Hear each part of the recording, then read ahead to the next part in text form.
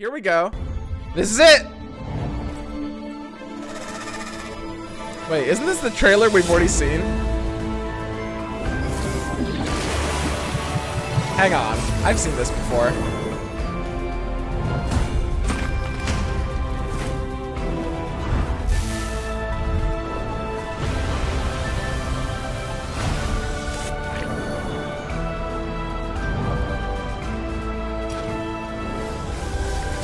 So there's gonna be like a landmark lab.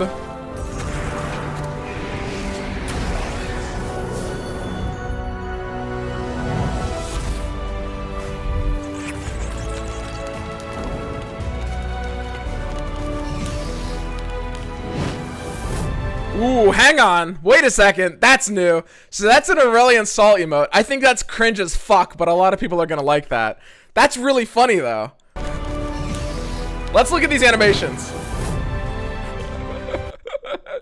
Honestly, okay, I will say a lot of these emotes, they aren't for me, but they're still good emotes. Like I'm able to separate my subjective opinion versus like what objectively constitutes an emote people will use. These are some good emotes overall. These are some good emotes overall.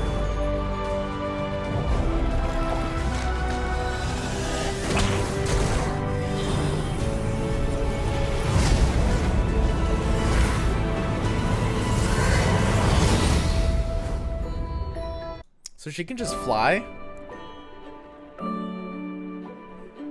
Even before she's a dragon? That doesn't make sense. Alright, so we got a nice little trailer. And here's the patch notes. Here we go, guys. This is it. Looks like you've reached uncharted territory. Nice. Debated. Alright. So, ooh. E. Alright, patch notes. Hello? Turkish patch notes? Okay, here we go. Back to Turkish. Why is this link not working? Alright, here we go. We're just gonna do the notes first. We're gonna do the notes first, and then I'm gonna kind of like read everything after. I always like reading these posts. Like, it is always nice to see kind of like where everything's at. Okay, patch. So some of the images aren't loading here, but we can see Genevieve is down to 4 health. Bastion is up to 4 mana. That's an interesting angle. That's an interesting angle. Hush is down to 2 mana, so Hush is gonna cost 2 mana now. And it no longer, yeah, so this is basically what we were expecting. This is the 2 mana Hush that has the ability to still silence champions. This is still going to be a very, very competitive card, for sure. It will be, in some situations, it'll be better than it was before. In some situations, it'll be worse than it was before. And then we've got Living Legends. Interesting, here. Here, let me see if I can refresh and maybe the cards will be, oh. We got 2 more. Nice. Okay. Living Legends becomes, instead of, oh, I see. It refills your mana, but it no longer refills your spell mana. Old text. Fill your hand with random fleeting celestial cards. Refill your mana. New text. Fill your hand with random fleeting celestial cards. Refill your mana gems to full. And I guess this is meant to imply that it doesn't refill spell mana. That's a big nerf to Living Legends. That's a really, really, really big nerf to Living Legends. Like huge nerf to Living Legends. Okay, so yeah, let's go ahead. Let's go in order properly. I'm kind of jumping all over the place. My apologies here. So the Genevieve Elmhart nerf is actually pretty noticeable. Her 5 health was definitely propping her up quite a bit. So I think this nerf is basically kind of like it's timed with the advent of dragons in Demacia. Overall, this is not really a blow to Demacia. I don't think that Dragon's playstyle were even really using Genevieve that much to begin with. I think this is probably a fine nerf. I don't have too much to say about this one, other than, I mean, Demacia is still going to be perfectly fine, and Genevieve will still be a somewhat competitive card. The big thing is that Genevieve is fighting for the same slot as Cythria. Cythria the Bold was kind of like the Genevieve before Genevieve. And now that Genevieve is 4 health, the big question is which decks are going to go back to Cythria, right? Because a lot of decks are maybe going to go back to Cythria. We'll have to see. But overall, I mean, they're pretty good cards. Genevieve is still perfectly fine. Noticeable nerf. Bastion. Up to 4 mana. This is an interesting change. +1 mana is a big downside to the card. So overall, I think Bastion is still going to be a card that you will be able to play in some situations.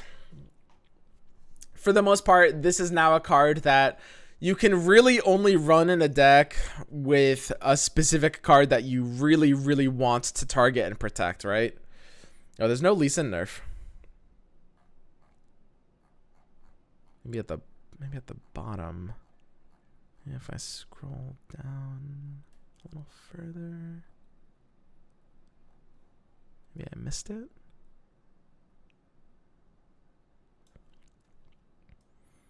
Hush at 2 mana. Ooh. Ooh. Ooh. Maybe refresh. Yeah, let's refresh. Well, okay, so Lee Sin has a 2 mana Hush now. So oh man. Oh geez. All right, that's fine. Read everything before. Yeah, I'm sure they commented on Lee Sin. So yeah, Bilgewater and Lee Sin are both still looking super good. Lee Sin decks will definitely benefit from Hush being 2 mana. So Hush overall, let's talk about what Hush is, because this is actually an important topic to break down.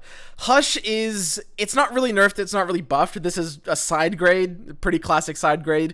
It is better in some situations at 2 mana, just silence a unit this round. And in other situations, it is going to be worse, for sure. In the situations where you want it to multi-Hush. So against different decks, in different decks, it's going to be better or worse. Lee Sin deck was one that could probably use this new Hush better. For example, like... the old Hush was a more hard counter to certain strategies. Like, for example, that, like, elusive Shadow combo deck, the old Hush countered more than the new Hush.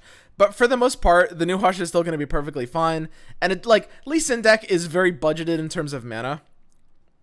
And in a lot of situations, you weren't multi-Hushing with that deck. Most of that deck was using, like, single Hushes to beat Lee Sin. So you're still going to be running 2 Hushes in the deck. You might actually just run 3 at this point. Yeah, you could run 3 Hushes in Lee Sin at this point. Now that it's 2 mana, I don't see too much of a reason not to. Depends on the meta at that point for sure. Living Legends is not a card. I don't think this is going to have really major implications. It just means you're probably not going to take Living Legends anymore. This card was definitely, it did feel kind of like stronger than the other Celestial cards at that like mana point in the game. There was definitely a bit of a dissonance. Living Legends was just like by a large margin the best 10 mana Celestial to get, the best like 7+ mana Celestial to get in most hands. So yeah, Living Legends is definitely brought down. You'll still pick it sometimes depending on what's offered with you, but it's less of like an auto snap, and there will be a lot of situations where you can't really play it as openly before turn 10. Before, you could play it on like turn 7 or 8 pretty easily, and just for like a little tempo blowout, but now it's more of like an ASL card. Bastion, you'll be able to build around Bastion as long as you have a specific card that you want to use that Bastion on. So Lee Sin decks could maybe still run 1 Bastion. A lot of the Lee Sin decks were running 2 Bastions. I don't think Bastion is like a nuts card. This 1 mana cost will hurt it probably more than people think. You'll still be able to run this card in any kind of environment where you have a specific thing that you just want to protect. So in a Garen deck, it's still going to be fine. In a Heimerdinger deck, it's still going to be fine. It will be worse in those, of course, but in other decks, you can't just run it as like a value card. Bastion before was a card that you could just jam in, and even if you're like, you know, let me paint you a picture. When you're playing Lee Sin, I can use Bastion on my Eye of the Dragon, and I can be just happy, right? Like, you know, for 3 mana, the +1/+1 permanent and spell shield, you're still getting a discount, so it's still good. And now Bastion is a card that is going to demand real synergy for you to actually like want to use Bastion, which I think is a change for the better. I'm pretty happy with that overall.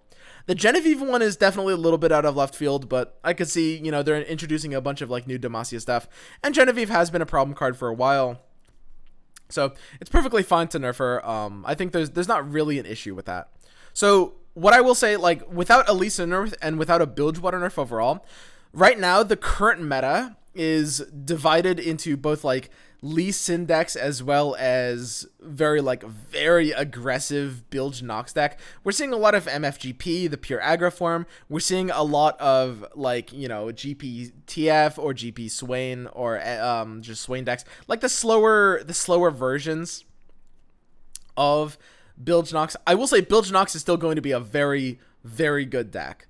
Bilge Nox and Lee Sin are both looking like, right now, they're the kind of the two best decks. It's hard to call Bilge Nox a single deck because there really are a lot of ways to build it, but they're the best two like general archetypes in the current game right now. And I think given what we've seen in the new cards and what we are seeing in the patch notes right now, it looks like Lee Sin and Bilge Nox are still probably going to be the two dominant decks overall. Shyvana with dragons does have a shot to really overthrow them. But, you know, in the first 2 weeks, God, it's honestly going to be a little bit hard, you know? I mean, Lee Sin is going to feed off of this 2-mana Hush, and the Bastion change kind of like balances out like the better Hush for that deck. But I think Lee Sin in its current form might do a bit of a job of keeping the dragons down a little bit. We'll have to see. Shyvana Dragons is definitely the biggest potential for an Upriser, for something that can challenge this like Lee Sin Bilge Nox meta, right? Why are they nerfing Asol and not Lee and Pirate Aggro? Yeah, it seems a little bit weird. These patch notes sometimes they feel like they're a little bit like kind of like time delayed. And right now, definitely, it does feel very strange that, I mean, you could say the Bastion. So I do want to talk about the Bastion nerf and its implication in the metagame. The best Lee Sin decks right now are actually only running 2 Bastions to begin with. And to be perfectly honest, I don't actually think Bastion, when Bastion got buffed, it was definitely a buff to Lee Sin.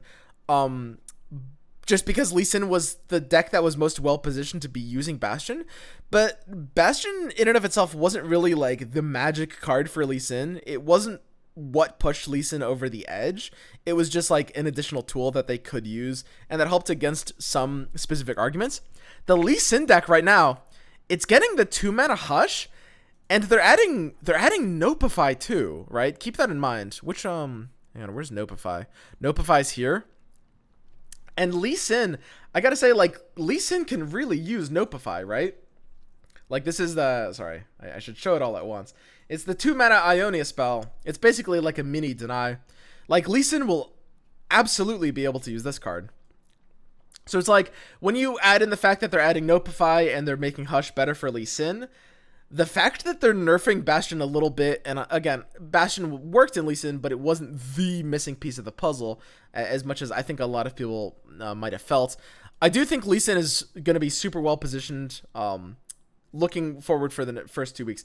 Now, I'm pretty sure, like, in these paragraphs, they always talk about, like, let's actually read this through now. I think this will be fun to kind of, like, read through the reasoning and talk about some of these changes, because, you know, it's always important to know where they're at. But overall, that's kind of my impressions in the meta. We're going to see a lot of Lee Sin and a lot of Bilge Nox, which we've been seeing before. A lot of people are saying aggro gets countered by Soraka, and I think that if the aggro is well built, it's actually a pretty even matchup. So I think aggro is going to be perfectly fine too. Shyvana is going to be pretty good, might have a chance at like the tier 1 throne, and Tahm Kench is going to be pretty bad. That's kind of like my general meta predictions here. There will also be like a Trundle Azul deck that'll be pretty alright. Let me go ahead and fix my screen here. And then now that that's kind of like my initial meta impressions, that's kind of where I'm at. Let's talk about the reasoning behind these changes and talk about like what we agree with and what we disagree with. It's not a hot take, by the way, that I probably would have nerfed Bilge Nox or Lee Sin. I guess I'll say that now. Or buffed other things, by the way, because there's a call to like definitely do, you know, a lot of buffs along the way, as opposed to just nerfs. Some of these nerfs are weird. Like Genevieve definitely didn't feel. I can't say that's a bad nerf, but it didn't feel like one of the most pressing things. Okay. Continues with the new expansion, Monuments of Power. This expansion brings with it new champions and cards, but also new card type landmarks, as well as region road extensions. Oh, by the way, also, I'll add into my like kind of meta evaluation. I don't expect most landmarks are going to be competitive. Some of them might. The new personalization content and much more. Try out landmarks in lab, landmark occasion, and discover yourself what lies in the Monuments of Power. Monuments of Power features 40 new collectible cards, including 3 new champions, Shyvana, Soraka, and Tahm Kench, as well as a variety of new features and content across the game. This expansion also features a brand new card type, landmarks, that represent powerful locations in Runeterra and boast unique game-changing abilities. Monuments of Power is a part of Call of the Mountain set, which won more expansion to follow in December. By the time the third expansion is released in Call of the Mountain set is complete, all regions, including Tarragon, will have an equal share of champions and a near equal share of other cards. We've released the cards of Monument of Power on LOR social channels over the last few weeks, but starting today, we've made the card data available on Riot Games API, so look for them to show up on your favorite community sites. So what this means is, usually that'll mean within like an hour or two, we'll be able to start deck building on, Mobalytics or whatever other deck building sites, right? Seasonal tournaments. As lead developers Jeff Drew and Andrew Yip previewed at the start of the spoiler for Monuments of Power, this expansion also marks the debut of seasonal tournaments, which I'm very excited for. I will say, I'm not a huge fan of like the balance changes, but I'm still very excited for things to come. They've announced seasonal tournaments as well as some of like the card cosmetic options, like these weird shiny cards that look kind of cool. Okay. Regional road updates. The region roads for Targon, Bilgewater, and Demacia have been extended so you can pursue all new champions and cards in Monuments of Power. Targon's road extended from 20 to 25 levels. But I'm going to skip this. Card updates. With the new upcoming debut of seasonal tournaments, we've expected to slightly evolve our existing approach to live design. Generally, we aim to promote metagame diversity with great emphasis on buffs and nerfs. Ooh. Okay. So this is good. And this is, in theory, good. I don't know if that's true. I feel like I think this is a good goal, but they're saying this as a active practice, which does not seem true as an active practice. Maybe they misspoke. While this philosophy will remain intact, we plan to be a bit more careful about maintaining stability in the metagame, especially as we approach the end of each season. In terms of cadence, we plan on continuing making the most impactful balance changes midway between expansions, with more limited, usually numbers-based adjustments made at the same time as we release expansions. That said, we'll still occasionally make changes outside of our usually monthly cadence. For example, planning on making some adjustments to Lee Sin. And yeah, basically how it's working. I think like one of the problems with the balance patches is they're always like lagging a little bit behind, right? I don't know the exact details, but I think I played Dota Underlords and it was in kind of a similar situation. I believe it was Dota Underlords, unless I'm getting confused about something else, where a lot of games, when they try to ship on mobile, when you want to be on like the Apple store, or I don't know which store it is, maybe it's the Play Store, but they like need to check you like 2 weeks in advance. So there's some kind of system about the fact that it is a mobile game and it wants to be on that store that forces these patches to basically be locked in 2 weeks in advance, right? Like a hard lock-in, right? Which was something that, if I remember correctly, Dota Underlords struggled with at the same exact time. You could definitely tell that the balance changes were just kind of like time delayed. Like when you look at these, stuff like the Genevieve Elmhart nerf and like the Living Legends nerf definitely would have made sense like 3 weeks ago. That's mostly true. Alico's confirming. There's always like a lot of details. There's always a lot of specifics that I don't know. I just know like what I've heard. And that to me is like a really, really big obstacle that, we really have to keep in mind as players, that I don't know if there's any way to change that. It does seem like a big problem, because something that I've noticed about, not just Legends of Runeterra, but kind of every game, is that things happen very fast, right? And like when we want to like, metagame shifts pretty fast. And if all the changes are kind of like time delayed by 2 or 3 weeks and they have to be submitted very far in advance, that creates a really big problem for the developers in terms of being able to kind of like keep up and make changes that actually feel like they are relevant and, kind of like, what's the word? But you guys know what I'm saying. That's a real issue. I don't know enough about the specifics to know if there's any like way around that long term, but I gotta say, I think that's one of the bigger obstacles, that there's many aspects to a game and there's many aspects to a game future, but in terms of just like the live balance and the metagame construction, that's one of the biggest obstacles that it faces, for sure. Okay, but yeah, that's that, and that's why, like, basically with all of, and that, by the way, just to let you guys know, as far as I'm aware, this is why every single time they do one of these patch notes, the like blog posts of the patch notes, as far as I'm aware, this is why they're always able to say what they're going to do next time without it really ever changing. Like, you've noticed whenever they say in one of these blog posts, oh, in 2 weeks we'll do this, as far as I know, that's because they've basically already done that, and we're just waiting the 2 weeks for it to actually happen effectively. And there's a lot of other things that add a bit of time delay for sure, like localization. But as far as I know, the mobile store is the biggest issue there. But yeah, just to let you guys know, like how the environment works, because a lot of you guys are saying like, oh, the devs don't even play this game, or they're very out of touch. The biggest problem is just like, imagine, actually, seriously. And don't get me wrong, I'm not dick sucking the devs. I do disagree with plenty of things they do, but like, seriously, actually put yourself in those shoes where you have to submit changes like 3 weeks in advance. It's really, really hard. And it's kind of like a problem with the system more so than like any individuals. I don't know how to solve that though. I have no idea. I don't, this is way outside of my, any field I have expertise on. I don't know about like how it works with like the mobile apps.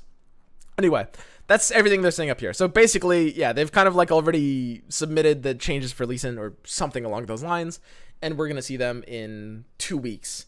That'll be the like monthly balance patch, right?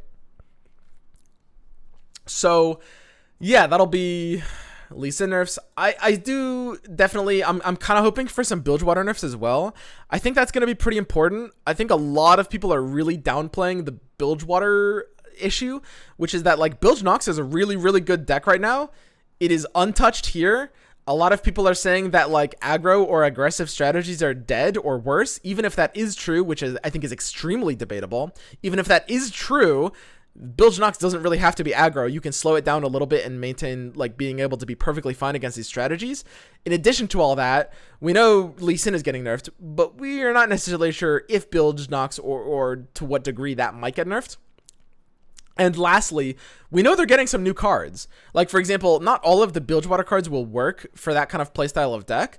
But what we do know is something like, for example, Fortune Croaker would be able to hit decks like that, right? Here, let's look at Fortune Croaker. Yeah, the like 2 mana, 2/3, play 1 to me to deal an ally to draw 1. So that's pretty good. I'm definitely like, you know, when we look towards the future, right now, the ladder is, you know, after this expansion is going to be a lot of Bilgewater and a lot of Lee Sin. And I'm a little worried about the 2 weeks environment where, you know, I'm definitely see a world in which Bilgewater is kind of like the king. Even Lee Sin is kind of easy to nerf. I think if they nerf just like 1 or 2 cards, Lee Sin deck actually can fall apart. Bilge Nox has a lot of staying power because unlike Lee Sin, it's not so much something that's being entirely propped up by like 1 or 2 cards, right? That's really, really, really important to note. Okay, we can talk about the labs. There's just like I don't usually, you know, dabble too much in labs, but it looks like this first labs on week 1, which is going to be live. I guess this will be live tomorrow for the patch. Choose from a selection of 6 decks, each showcasing 1 brand new landmark card from Monuments of Power and filled with new cards to support it. Okay, so yeah, basically there's 6 decks, each for one of the landmarks. Devour your enemies. So Starspring is Tom Kench. Interesting. And then week 2, we go to ARAM. Oh, right. And this is one of the labs we've seen before. All right. Here, give me 1 second.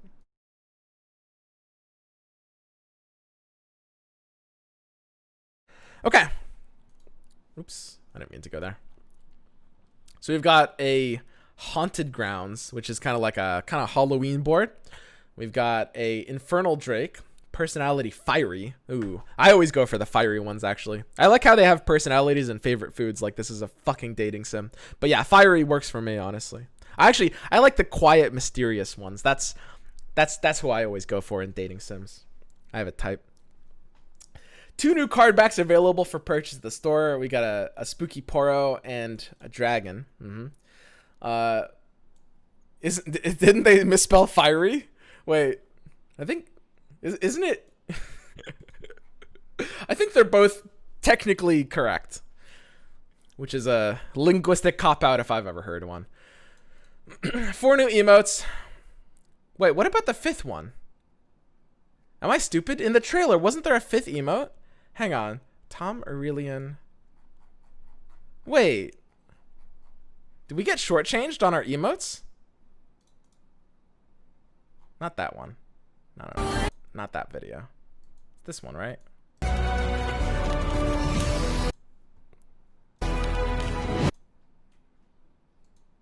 Who's that? Shyvana? The like Shyvana triumphant emote? You can see her emoting right there. Interesting. Keep scrolling. Oh, this is part of a bundle. I see. It's all making sense to me now. Oh, you guys are right. You guys all right. Overall, these emotes are pretty good. We can refer to this page. Let me actually, bring them up at scale here. And we can talk about like, how we would use these emotes. Honestly, there's a lot of irony in these emotes, and that I appreciate for sure. Let's go ahead and watch these animations a few times so we can properly break this down. I will say, I think the Shyvana emote is pretty low tier. I'm not... Okay. Alright. I think the Shyvana emote is pretty low tier. I'm not a big fan of just like the kind of like triumphant. It's not over the top enough to be ironic, right? I think the Leona emote is going to be a little low key, a little bit low key. It's pretty much like Swoon. When you look at the Leona emote, it's like, yay, but you want to use it ironically when you just low roll really hard. That's a good case uses for the Leona emote there. Aurelian Sol is just a fucking meme. He's literally just wearing fucking, what do you call this kind of sunglasses anyway? The like, it's like a fucking, the Kamina sunglasses. Yeah, and it's just like it's like a sort of deal with it finger guns thing at the same time. Squirtle Squad. Oh Jesus. Yeah. I don't think I'll be using ASOL myself. You know what? I'll have to try it out. I really will. It's pretty funny, but like, for something as expressive as that, so here's the thing. Higher expressive means higher potential because you can use it ironically, and in a lot of cases you can use it in a situation where it's theoretically ironic and they can't tell, which is just as good, right? Here's the problem, which is you do need to limit the usage of these. It does make them better, but being better does mean you can't just spam them, right? Because then it reeks of low irony, right? The ASOL emote and the Tom Kenchi emote, these are great emotes, but you will have to use them sparingly for the same reason that makes them good, right? We can't just spam these out. The Tom Kenchi emote is a little different because we can use this as a greeting, right? Which is pretty cute. Look, it's like a little milady thing. That's a solid greeting emote. That's a solid greeting emote. I wouldn't mind queuing into a friend on ladder and just giving them a Tom Kenchi emote. That's a pretty good emote. Honestly, for that reason, I think Tom Kench might be my favorite emote here just because of its versatility. Yeah, these are good emotes overall. And then we've got Soraka, who is wailing in anguish. I think the problem with anguish is that as we all know, anguish is best when you have a little like a mask on, where it's about not showing your anguish to the world. It's about, because the thing is they can already feel it, right? When you're low rolling, you want to put on a mask of a pleasant expression. This is kind of like how we deal with the real world, right? It's like, what's that meme where there's a guy crying behind like a smiley mask? It's like that, right? It's very me IRL. The whole objective is that when you hit a bad spot, you don't want to do an unironic emote. You want to do a very ironic emote. You want to go for Leona in this case. Like, Leona's basically better than Soraka here. They look opposite, but trust me when I say you're going to use these in the same situations. You're going to use these in the same situations. Like, when something bad is happening to you. Like, you never use Leona when something good happens to you. Never. Don't ever do that. Use Leona when, like, the opponent gets ruination off of their Mage Seeker Conservator and you lose the game because of it. that's when you're using Leona emote. Okay, and here's a tip. Here's an art to emoting. Wait a few seconds. When the opponent uses their like ruination off of Mage Seeker Conservator, wait like a good like 6 seconds, and then snap off this Leona emote into an immediate concede. You're good to go, right? But don't use the Soraka emote, right? It's hard to explain. I can't break down exactly what about it makes it so that you'd rather use Leona over Soraka, but you really,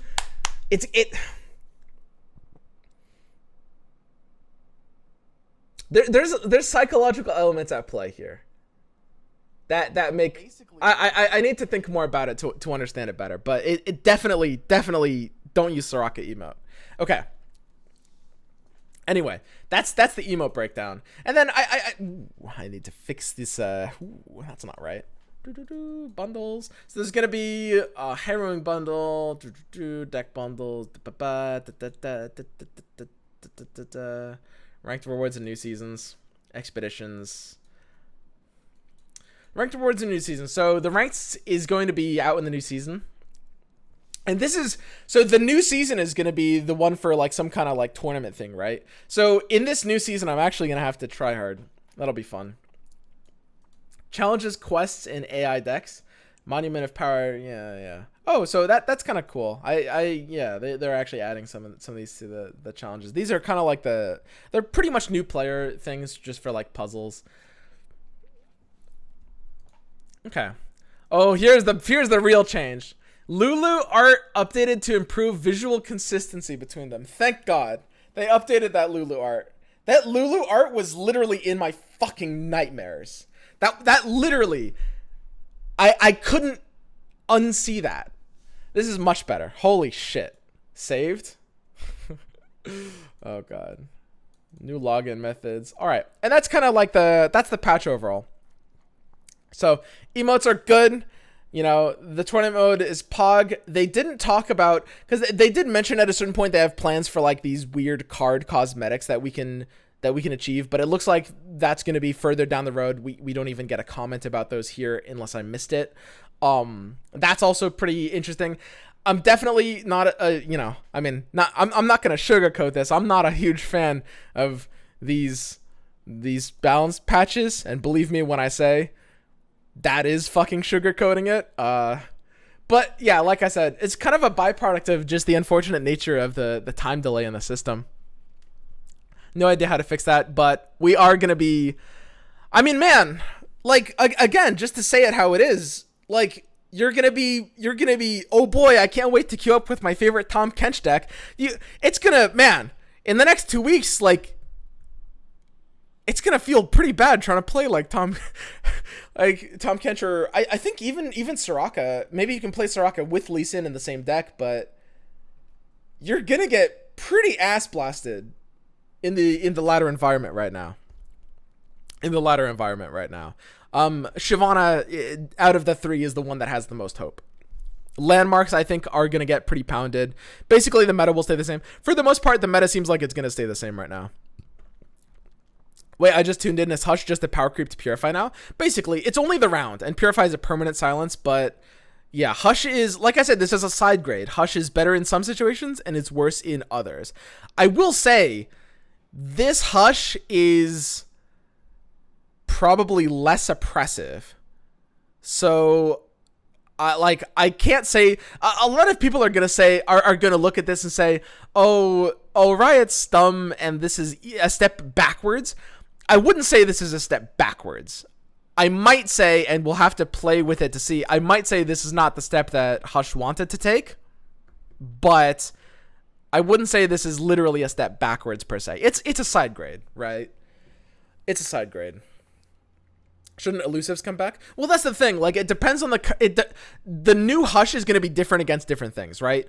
Against, like, for example, the like full swarming wide board elusive deck, the new Hush is going to be less good. If like my entire board is elusives, they won't necessarily be able to deal with it with just this one Hush. But against any decks that are trying to use like, you know, a small amount of elusives or a couple of elusives that are like going tall, like for example the game plan with Trevor Snoozebottom. Pretty sure I got that right. That's not it. Yeah, if we're going for Trevor Snoozebottom stuff, that kind of stuff will get more countered probably by the new Hush as opposed to the old one. Because, like, you know, the important thing is to look at mana not just as, like, some kind of resource, but also the ability to commit to a game plan as soon as the opponent is tapped under a certain mana point.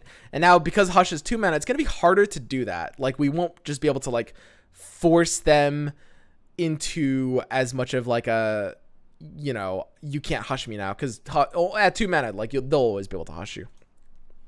Talk about the neutral KDA cards.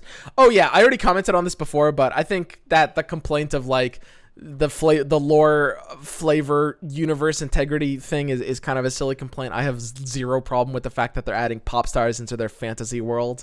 I'm interested to see what they're gonna do. I don't know. I have literally no stake in this K-pop group at all. I listened to the first song. That was cool. I liked how it was animated. It was a neat song. It's very weird to me that so many people are so concerned with the integrity of their world building. I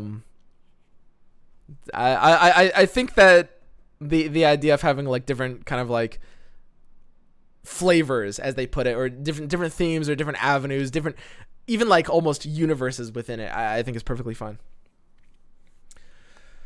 Okay. But yeah, that's kind of like my just kind of like impressions of all the balanced patch note stuff. All the balanced patch note stuff. Okay, so yeah, looking forward to the new update. I think I'll be looking forward to it a little bit more when some of the nerfs bring in, you know, a little bit more diversity. I do think, like, at the end of the day, I want to focus on 2 sentences here, or actually kind of like 1 sentence, which is this one. We aim to promote metagame diversity with a greater emphasis on buffs than nerfs. So this is kind of like effectively a mission statement for the design team. And I think that the way I see metagame design, I do think metagame diversity is kind of the number 1 goal. Basically, diversity is a very difficult concept to define, because diversity doesn't necessarily just mean region diversity or card diversity, because, you know, if you make 2 regions basically just carbon copies of another, then they'll be diverse without actually being diverse. It's play pattern diversity and experience diversity, right? That's what really matters. Although regions are a key component of that. Metagame diversity is the end-all goal of any sort of meta design, period. What I will say is, like, I don't know if I like the idea of a greater... So first of all, I don't like I mentioned before, this doesn't seem to be true, but also I don't even know if this is an important ideal. I think that to promote metagame diversity, which is the end-all goal, you as a meta ecosystem designer need to balance pretty well the idea of buffs with the idea of nerfs. There's a very common meme that goes around saying it's better to buff than nerf, and I think that's can be true. I think it doesn't make sense as a generalization. No.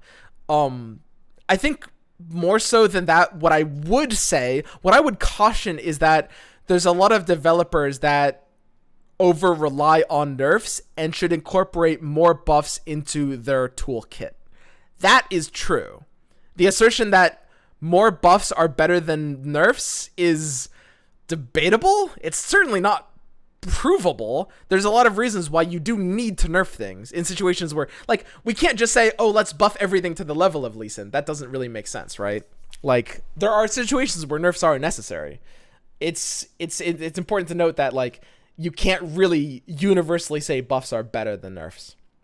But yeah, I do think that the metagame diversity is the number 1 goal, and at the end of the day, it just comes down to which of these has the shortest road to get there, right? Which of these has the shortest road to get there? You're being a bit negative. Patch isn't even out yet.